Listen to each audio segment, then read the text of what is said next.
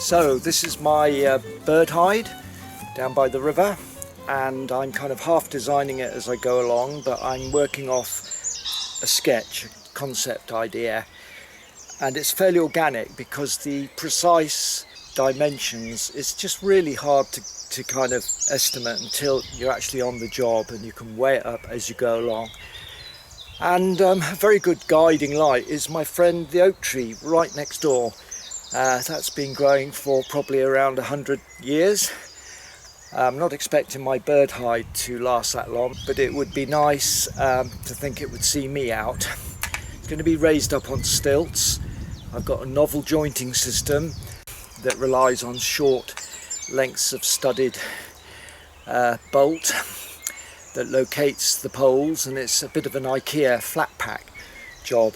And I'm routing the holes out with a cordless router that I've put a bit into, and by working around the perimeter it gets a perfectly concentric, or rather central hole. So the idea of the locating lug is to make sure that the extension poles are absolutely central. I don't want them kind of, off. It's so peaceful down here. All you hear is the gentle current of the river, the occasional pheasant, the local farmer, cuckoos in the distance, and Jeremy Broun yakking. But this is the first day, putting in 4 posts. If I can get 6 posts in before sunrise, then it will be job well done. And I thought I could do it with a lump hammer, so fortunately I was able to hire a pole driver. It's really a 2-man job. It'll keep me fit, but it's a great project. And this bird hide, I really want it to blend in with the natural environment. Well, getting the geometry right by using the lid of my food container, and that looks pretty good to me. That's not bad, not bad. So 4 stakes and a bit more driving to do to get them down to the plimsoll line, to make sure that the bitumen covered or liquid rubber Isoflex covered part is underground. That's the most prone part to rot.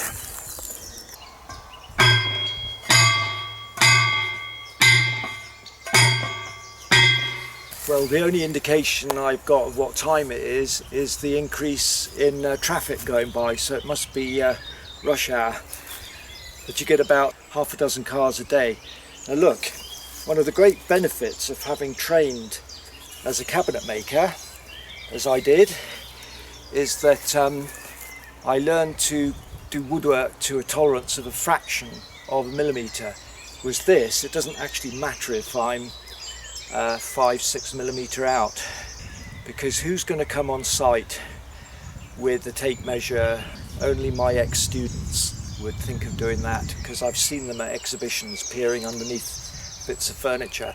But as I say, it's a great discipline to know how to work wood accurately, to learn it the disciplined way. And as I say, I trained at Shoreditch College over half a century ago. Scary thought, and it's wonderful to have all this experience. Nature ultimately wins, but I'm trying to work with nature here, and appreciate the fact that this river, I wouldn't be standing here. The water would be up to here probably every 5 years.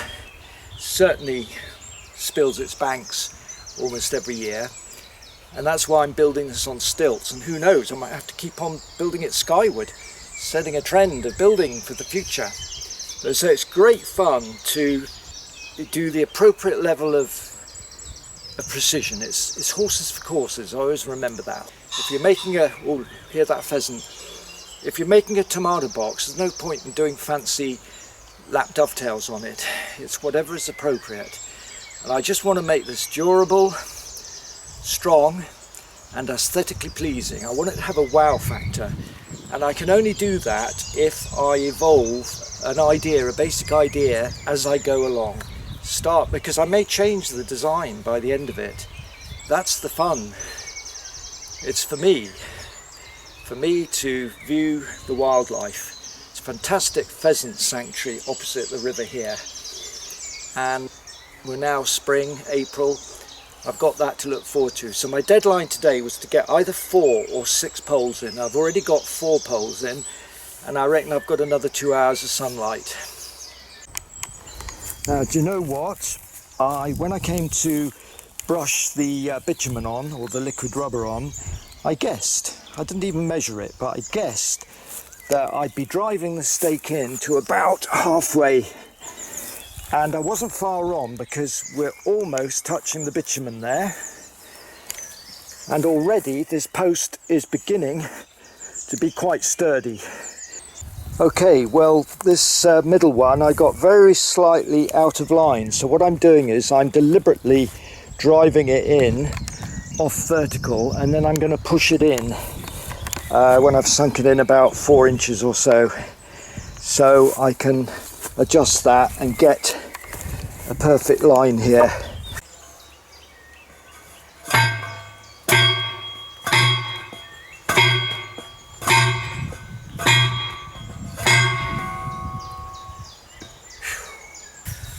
Oh, this last one, real hard work. You know what? I think I've hit a root.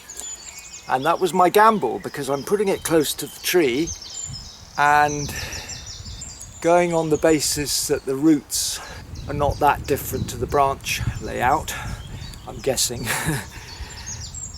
You know, when you're putting 6 holes in the ground, the chances are you will hit a root. Now, do I stop? Do I cut the post off shorter? Originally I wanted to build a tree house and thought about drilling into the tree, and every time you drill into the tree you wound it and it closes down the tree. The tree is a fantastic organism, it really is. So it's towards the end of the day now. I've got my 6 stakes in. I'll make a fresh start tomorrow and drive them down so that they're all level, ready for the next stage, which is extending the poles upwards and ensuring that the bitumen is underground. So I've still got a couple of hours more work, but I reckon I'll sleep well tonight.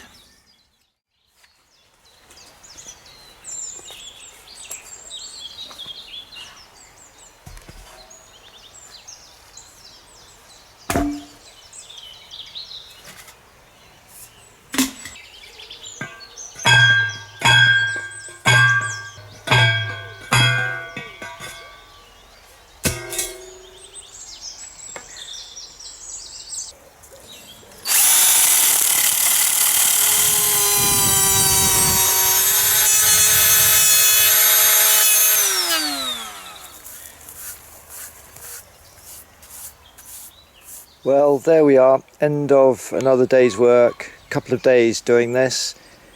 You can see the extension pole just loosely put on there just to show what the next phase is. These 6 poles firmly anchored into the ground, allowing for floods, and the next phase is to build the actual bird hide as a pack flat to bring back down to the riverside.